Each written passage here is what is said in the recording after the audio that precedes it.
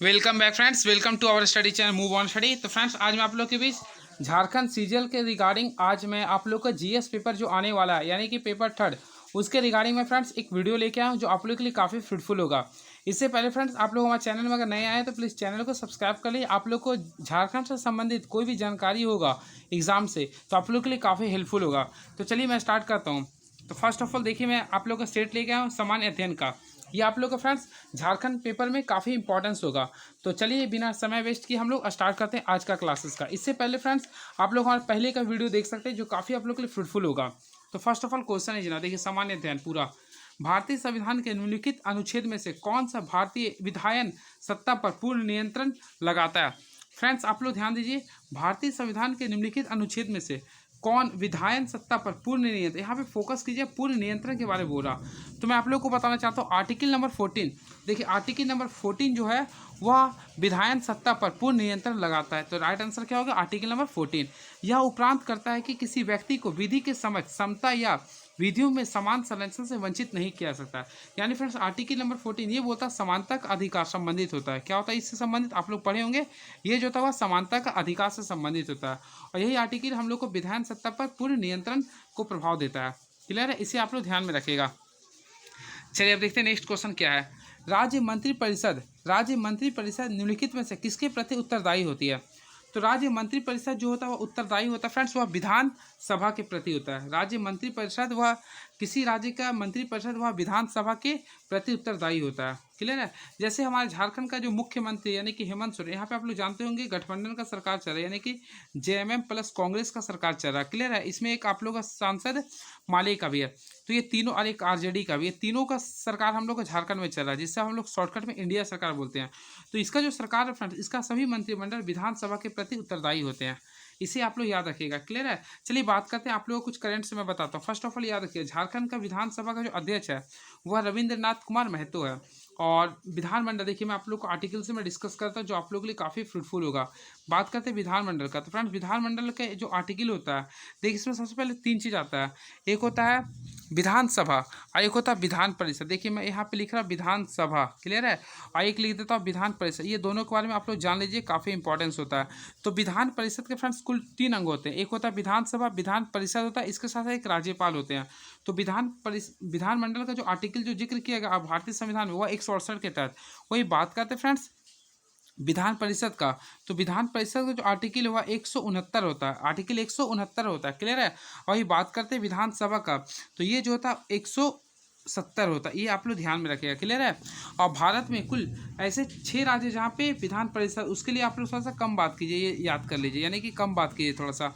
तो यहाँ से भी आप लोग को मैं ट्रिक बता दूँ। देखिए फर्स्ट ऑफ ऑल आप लोग फ्रेंड्स मैं बता रहा हूँ, ध्यान सुनिएगा। केस होता है फ्रेंड्स कर्नाटक, यू से होता है यूपी, एम फोर होता है महाराष्ट्र, बी फोर होता है B for Bihar, A for Andhra Pradesh और टी फॉर तेलंगाना। ये 6 राज्य में विधान परिषद है। चलिए हम नेक्स्ट क्वेश्चन की ओर डिस्कस करते हैं। भारतीय संविधान के अनुसार निम्नलिखित में से कौन एक भारतीय का मूल अधिकार नहीं है?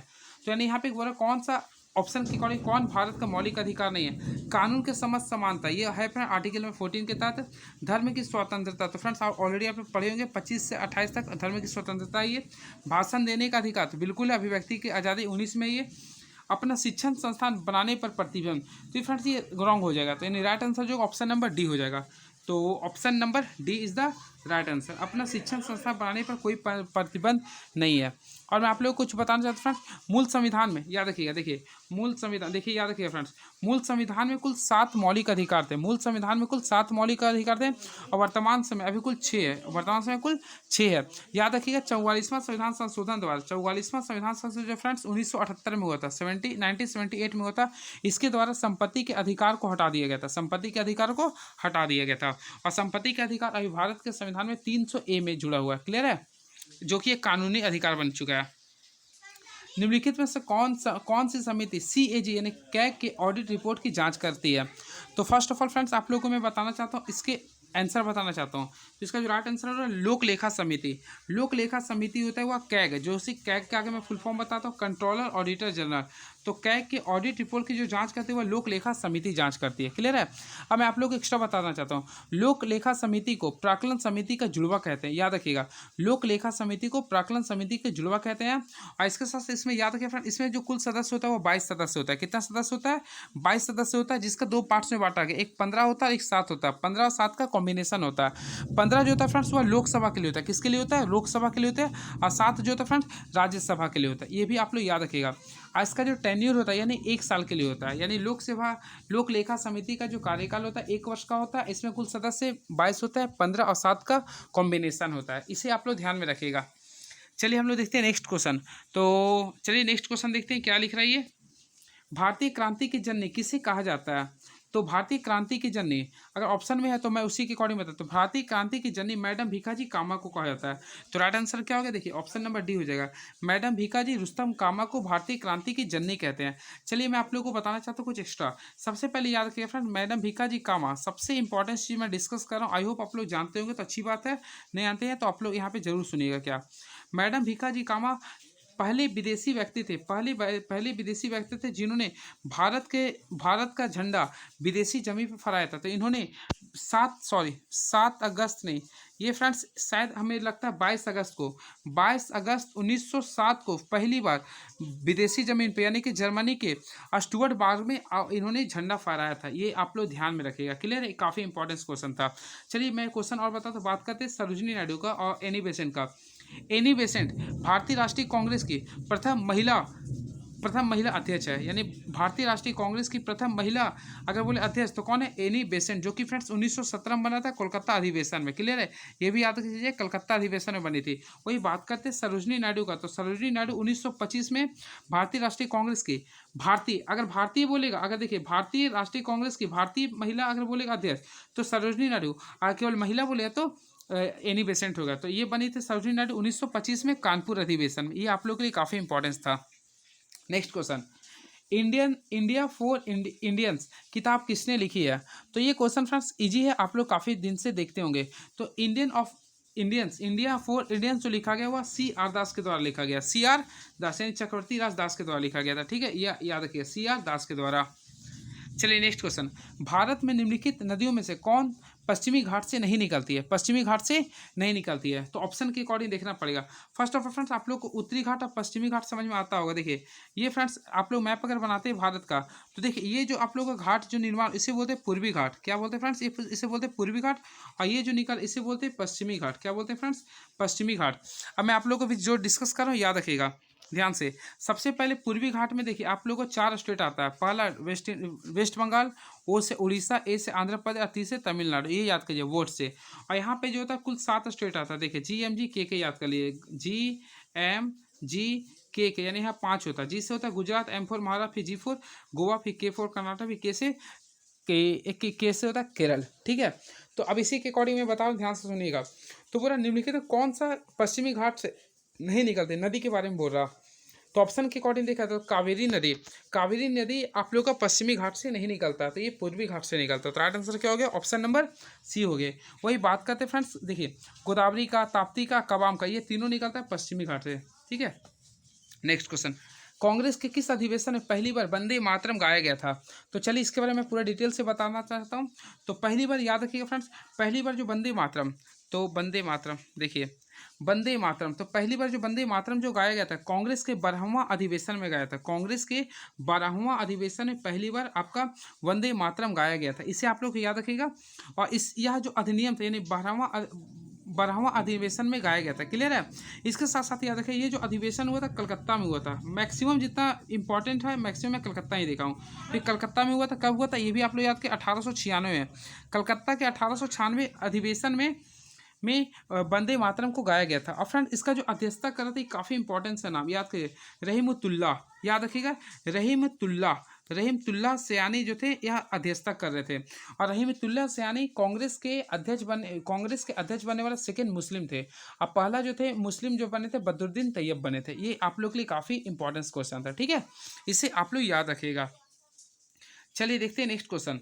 और वंदे मातरम का सेकंड आप लोग जानते होंगे फ्रेंड्स कितना, 1 मिनट 5 सेकेंड है। ठीक है, और वंदे मातरम को किसने लिखा फ्रेंड्स? आप लोग कमेंट बॉक्स में लिखिएगा।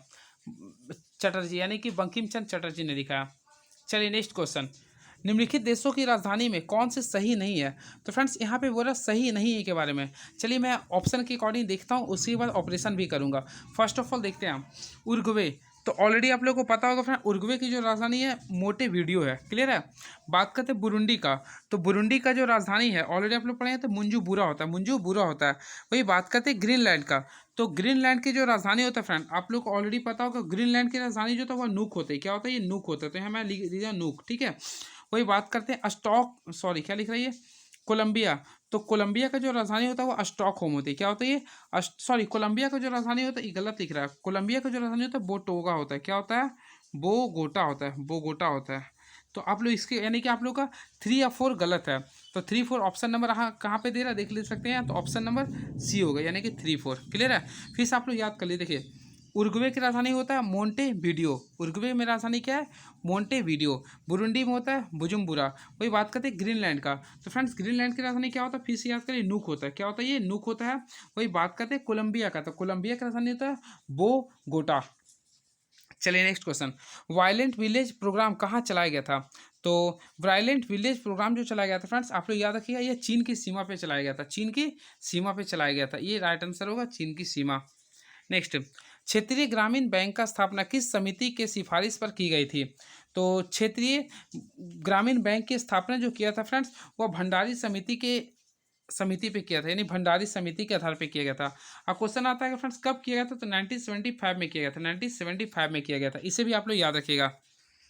भारत में मुद्रास्फीति के मापन का आधार क्या है। तो मैं आप लोगों को बताना चाहता हूँ, भारत में मुद्रास्फीति के मापन का जो मुख्य आधार होता है वह थोक मूल्य सूचकांक होता है, थोक मूल्य सूचकांक, जो कि ऑप्शन नंबर बी में आप लोगों को नजर आ रहा होगा। तो थोक मूल्य सूचकांक होगा। चलिए देखते हैं नेक्स्ट क्वेश्चन क्या लिख रहा। भारतीय स्वतंत्रता संग्राम से संबंधित निम्नलिखित घटनाओं पर सबसे पहली घटी थी। तो पहले फ्रेंड सबसे पहले बोला गांधी इरविन समझौता। तो ऑलरेडी आप लोग जानते हैं गांधी इरविन समझौता कब हुआ था, 5 मार्च 1931 को हुआ था, 5 मार्च 1931 को हुआ था। वही बात करते हैं पूना समझौता, तो ऑलरेडी आप लोग को पता हो फ्रेंड्स, ये हुआ था 24 सितंबर 1932 को हुआ था, 24 सितंबर 1932 को हुआ था। वही बात करते हैं भगत सिंह की फांसी, तो ऑलरेडी पता होगा 23 मार्च 1931 को हुआ था। और वही लास्ट बात करते हैं भारतीय राष्ट्रीय कांग्रेस का कराची अधिवेशन। तो वह फ्रेंड्स आप लोगों को बताते हैं कराची अधिवेशन एक इंपॉर्टेंस था, तो ये भी 31 में हुआ था। ये कब हुआ था, 31 में हुआ था। लेकिन ये अगर डेट बोला जाए तो ये 26 से लेकर 29 मार्च तक, 26 से लेकर 29 मार्च 1931 तक हुआ था, 26 से लेकर 29 मार्च 1931 तक हुआ था, ठीक है। आप लोग बोले सबसे पहले कौन सी घटना घटा, तो आप लोग ऑलरेडी देख सकते हैं ये 31 है, ये 32 है। अब 23 दो मैच कर गया, तो यहाँ पे फ्रेंड्स एक 23 है, यहाँ पे 26 से 29, तो देखा जाए तो 23 तारीख हो गया, यानी कि 23 मार्च 1931 जो कि भगत सिंह का जो मौत हुआ था वही हो गया। तो ऑप्शन के अकॉर्डिंग देखा जाए तो 5 मार्च 1931 हो गया, मिस्टेक में कर दिया। तो राइट आंसर क्या होगा, 5 मार्च 1931, जो कि गांधी इरविन समझौता फर्स्ट ऑफ ऑल पहली बार हुआ था, क्लियर है। चलिए नेक्स्ट क्वेश्चन, भारत में सोने के सिक्के सर्वप्रथम किसके द्वारा जारी किया गया था। तो मैं आप लोगों को बताना चाहता हूँ फ्रेंड्स, भारत में सोने के सिक्के सबसे पहले जो जारी किया गया था वह हिंद यूनान के द्वारा जारी किया गया था, हिंद यूनान के द्वारा जारी किया गया था। भारत में सोने के सिक्के सर्वप्रथम हिंद यूनानियों द्वारा जारी किया गया था। जबकि अगर फ्रेंड्स वही बात करते हैं शुद्ध सिक्का, देखिए इंपॉर्टेंट क्वेश्चन ही आता है, देखिए मैं आप लोगों को बता रहा हूँ, ध्यान से सुनिएगा। शुद्ध सोने के सिक्का की बात करते हैं तो इसे कुषाणों ने चलाया था, ये भी काफ़ी ज़्यादा इंपॉर्टेंस क्वेश्चन। शुद्ध बोलेगा तो कुषाणों ने, अगर बोलेगा सबसे ज़्यादा जो चलाया था वह गुप्त शासकों ने चलाया था, गुप्त शासकों ने सबसे ज़्यादा चलाया था, सर्वप्रथम हिंद यूनान ने। और सोने का ये शुद्ध बोलेगा तो कुषाणों ने चलाया था। काफ़ी इंपॉर्टेंस क्वेश्चन था ये। चलिए नेक्स्ट क्वेश्चन देखते हैं, दिल्ली सल्तनत के किस शासक द्वारा एकता प्रणाली की शुरुआत की गई थी। तो मैं आप लोग को बताना चाहता हूँ फ्रेंड्स, एकता प्रणाली की शुरुआत देखिए, इसे एकता, इसे इल्तुतमिश, मैं इस टाइप से याद किया था। तो एकता प्रणाली देखिए एकता प्रणाली की शुरुआत जो करवाया था इल्तुतमिश द्वारा किया गया था, इसे आप लोग याद रखिएगा, ठीक है। और इसके अतिरिक्त फ्रेंड्स तुर्क एक चिहलगानी की स्थापना और शुद्ध अरबी सिक्के भी जारी किया गया था, क्लियर है। और इल्तुतमिश को दिल्ली सल्तनत का वास्तविक संस्थापक भी कहते हैं, इल्तुतमिश को दिल्ली सल्तनत का वास्तविक संस्थापक भी कहा, यानी गुलाम वंश का वास्तविक संस्थापक किसे बोलते हैं, इल्तुतमिश को, क्लियर है। और कुतुबुद्दीन ऐबक, बात करते हैं फ्रेंड्स, कुतुबुद्दीन ऐबक ने कुतुब मीनार का नींव रखा था, क्लियर है। और इसे बनवाने का काम किया था इल्तुतमिश ने, ठीक है। चलिए नेक्स्ट क्वेश्चन देखते हैं, अंग्रेजी साहित्य में पहली बार ज्ञानपीठ पुरस्कार किस वर्ष दिया गया? तो मैं आप लोगों को बताना चाहता हूँ फ्रेंड्स, अंग्रेजी साहित्य में पहली बार, इतिहास में पहली बार, अंग्रेजी साहित्य में पहली बार जो ज्ञानपीठ जो पुरस्कार मिला हुआ 2018 में मिला। किसको मिला फ्रेंड्स? आप लोग को यही बता दें, 2018 में सबसे पहले आज से अमिताभ, याद रखिए, अमिताभ घोष को मिला था। ये भी आप लोग को याद करना पड़ेगा। आज से अमिताभ घोष को भी मिला था। आज से अमिताभ घोष, ये याद रखिएगा। तो अंग्रेजी में सबसे पहली बार 2018 में किसे मिला था ज्ञानपीठ पुरस्कार? अमिताभ घोष को मिला था। क्लियर है? इसे आप लोग ध्यान में रखिएगा, काफी इंपॉर्टेंट क्वेश्चन है ये। वही बात करते हैं फ्रेंड्स। चलिए नेक्स्ट क्वेश्चन देखते हैं अब क्या लिख रहा। चलिए फ्रेंड्स, अंग्रेजी भाषा को ज्ञानपीठ पुरस्कार के लिए शामिल जो किया गया था वह 2015 में शामिल किया गया। देखिए मैं फिर से बोल रहा हूँ, ज्ञानपीठ पुरस्कार की बात करते हैं तो ज्ञानपीठ पुरस्कार को अंग्रेजी के लिए जो शामिल किया गया था अंग्रेजी भाषा के लिए 2015 में, और 18 में किसे मिला था? तो अमिताभ घोष को। चलिए नेक्स्ट क्वेश्चन देखते हैं क्या है ये। निम्नलिखित में से किस देश में मुद्रा का असत्य मिलान है? तो आप लोग को मिलान के बारे में बोल रहा, तो असत्य मिलान बोल रहा। तो चलिए देखते हैं क्या है। बेल्जियम। तो फ्रेंड्स ऑलरेडी पहला ही गलत आ गया, क्योंकि आप लोग ऑलरेडी पढ़े होंगे बेल्जियम का जो मुद्रा होता है वह यूरो होता है। क्या होता है? ये यूरो। तो फर्स्ट आप लोग का गलत हो गया। बात करते हैं इजिप्ट का। तो फ्रेंड इजिप्ट का पौंड ठीक है, मकाओ का पटाखा होता है, और सेशल्स का होता है रुपया। अब देखते हैं ये क्रांति आ चुका है, जो आप लोग के लिए एक क्वेश्चन बनेगा। तो देखते हैं फर्स्ट ऑफ ऑल फ्रेंड, जो आप लोग इजी जानते हैं, दूध जानते हैं, श्वेत होता है, यानी दुग्ध उत्पादन जो था वह श्वेत क्रांति से संबंधित था। इसी के लिए ऑपरेशन फ्लड जो चला था वह 1970 में चला था, और श्वेत क्रांति के जनक कौन था? डॉक्टर वर्गीज कुरियन। ये हो गया आप लोग का। मत्स्य क्रांति। तो फ्रेंड्स आप लोग ऑलरेडी जानते हो मत्स्य पालन। देखिए सबसे पहले देखिए खाद्य उत्पादन। तो खाद्य ऑलरेडी आप लोग जानते हो फ्रेंड्स, ये किससे? हरित क्रांति से संबंधित है, जिसका जो जनक था डॉक्टर स्वामीनाथन। और ये भारत में जो चला था वो 1967 से लेके 68 से लेके 68 के बीच में चला था। ये आप लोग जानते होंगे। दो हो गया। मत्स्य पालन और एक उर्वरक। तो उर्वरक जो होता है वो भूरी क्रांति से संबंधित है, और मत्स्य पालन जो होता है वह नीली क्रांति से संबंधित है। क्लियर है? यानी ए का अगर देखा है तो ऑप्शन नंबर ए आएगा, बी का जो आएगा 3, ए का ए, बी का 3, और सी की बात करते हैं तो 2, यानी ऑप्शन नंबर ए होगा राइट आंसर। क्लियर है? ऑप्शन के अकॉर्डिंग। वैसे आप लोग ध्यान से देख लीजिएगा। क्लियर है? चलिए नेक्स्ट क्वेश्चन देखते हैं क्या है। भारत में राष्ट्रीय आय का आकलन पहली बार किसने किया था? तो मैं आप लोगों को बताना चाहता हूँ फ्रेंड, भारत में राष्ट्रीय आय का आकलन पहली बार दादा भाई नौरोजी ने किया था। दादा भाई नौरोजी ने किया था। अब मैं जो बोल रहा हूँ ध्यान से सुनिएगा। भारत में राष्ट्रीय आय का आकलन पहली बार 1868 में, याद रखिएगा, 1868 में दादा भाई नौरोजी ने किया था। ठीक है? और इसके बारे में वह 1892 में अपनी पुस्तक poverty and un British rule India में प्रति व्यक्ति आय 20 रुपये बताया था। यानी इसमें जो प्रति व्यक्ति आय जो बताया था, याद रखिएगा, प्रति व्यक्ति आय जो बताया था वह 20 रुपये बताया था। ठीक है? और किस बुक में बताया था? Poverty and un British rule में बताया था 1892 में। ये इंपॉर्टेंट था 20 रुपये में। क्लियर है? इसे आप लोग ध्यान में रखिएगा। दादा भाई नौरोजी। चलिए फ्रेंड, दादा भाई नौरोजी से समथिंग मैं आप लोग एक और डिस्कस करता हूँ। दादा भाई नौरोजी कांग्रेस के पहले भारतीय अध्यक्ष बने थे, जो कि फ्रेंड्स सबसे पहले बकमई, याद रखिए, पहला हुआ था बम्बई में, सेकेंड हुआ था कासे कलकत्ता में हुआ था। तो कलकत्ता में जो सेकेंड में अध्यक्षता हुआ था, यानी 1885 में हुआ था, उसकी अध्यक्षता किया था। फिर 1893 में भी उन्होंने अध्यक्षता किया था। फिर फ्रेंड्स 1906 में भी दादा भाई नौरोजी ने अध्यक्षता किया था। ये आप लोग के लिए काफ़ी इंपॉर्टेंट क्वेश्चन था। नेक्स्ट क्वेश्चन, भारत में सर्वप्रथम आर्थिक सुधार नीति कब प्रारंभ की गई थी? तो ये क्वेश्चन काफ़ी तगड़ा है। तो मैं आप लोगों को बताना चाहता हूँ फ्रेंड्स, भारत में सर्वप्रथम आर्थिक सुधार नीति सन 1991 में प्रारंभ की गई थी, सन 1991 में। क्लियर है? ऐसे बोलते हैं एलपीजी नियम। क्लियर है? उदारीकरण, वैश्वीकरण और प्राइवेटाइजेशन, यानी कि वैश्वीकरण और ग्लोबलाइजेशन। ठीक है? इसे आप लोग याद रखिएगा। क्लियर है? चलिए देखते हैं नेक्स्ट क्वेश्चन। ये फ्रेंड्स भारत के पूर्व प्रधानमंत्री डॉक्टर मनमोहन सिंह के शासनकाल में हुआ था, यानी कि उस समय वो वित्त मंत्री थे, और प्रधानमंत्री थे पीवी नरसिम्हा राव। अब नेक्स्ट क्वेश्चन, स्वराज मेरा जन्मसिद्ध अधिकार है, इसे मैं लेकर रहूंगा, तिलक ने यह कथन कांग्रेस के किस अधिवेशन में कहा था? तो फ्रेंड्स ऑलरेडी आप लोग पढ़ेंगे और हम आप लोग हमेशा भी यूज करते हैं, स्वराज हमारा जन्मसिद्ध अधिकार है, इसे मैं लेकर रहूंगा। बिल्कुल है। तो देखिए इसे जो सबसे पहले बाल गंगाधर तिलक ने कहा था। फर्स्ट ऑफ ऑल याद कर लीजिए, इसे किसने कहा था? देखिए इसे कहा था बाल गंगाधर तिलक ने कहा था। ये कलकत्ता, देखिए ये जो कहा था लखनऊ अधिवेशन में, यानी कि लखनऊ अधिवेशन में 1916 में कहा था। इसे आप लोग को ध्यान में रखना पड़ेगा, काफ़ी अच्छा क्वेश्चन है ये।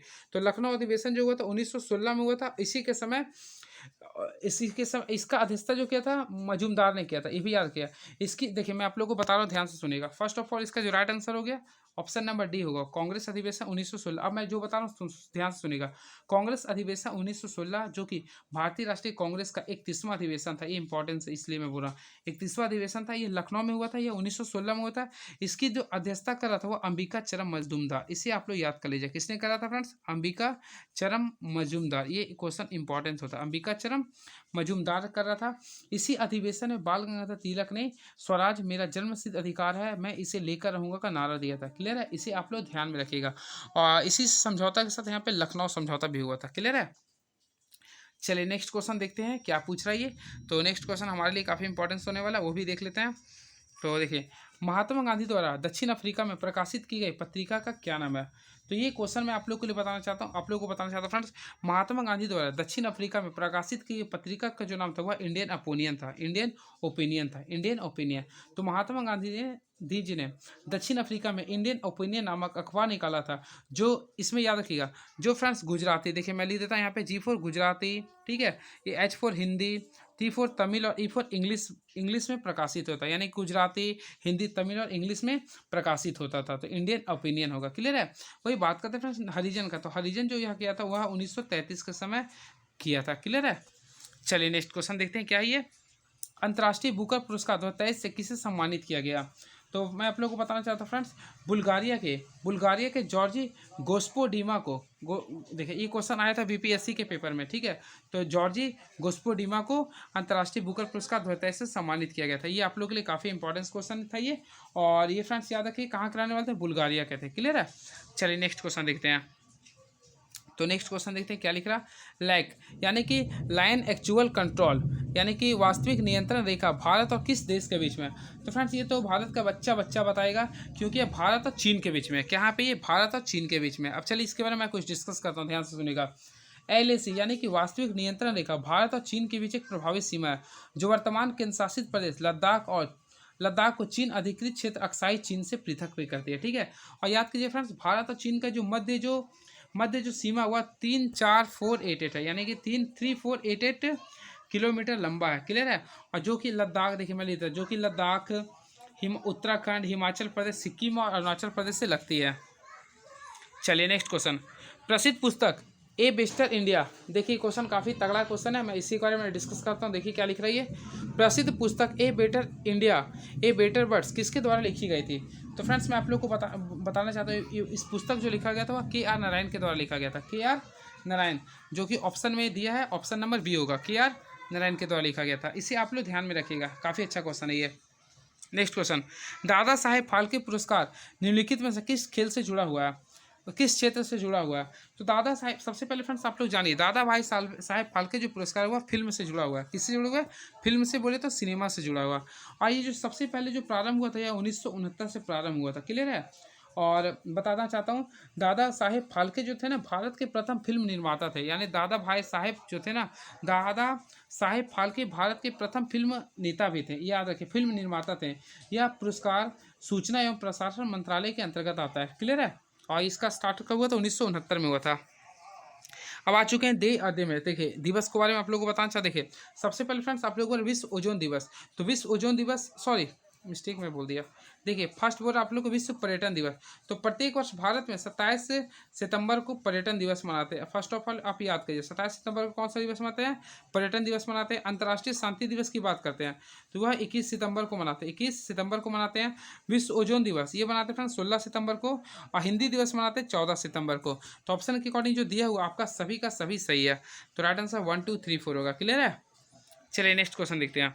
कौन सा दो देशों ने पहला आधिकारिक क्रिकेट अंतर्राष्ट्रीय क्रिकेट मैच खेला था? कौन सी दो टीमों ने पहला आधिकारिक अंतर्राष्ट्रीय क्रिकेट मैच खेला था?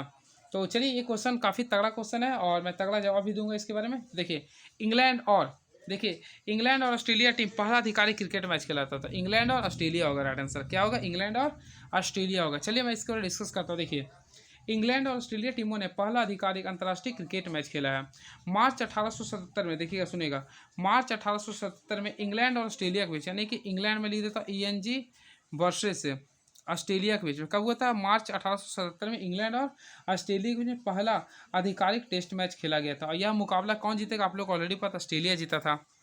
चलिए नेक्स्ट, गरीबों की कथाकली किस नृत्य को कहा जाता है? तो मैं आप लोगों को बताना चाहता हूँ फ्रेंड्स, गरीबों की कथाकली वह ओट्टनम तुल्य को कहता है, ओट्टनम तुल्य को कहा जाता है। ये भी आप लोग ध्यान में रखिएगा।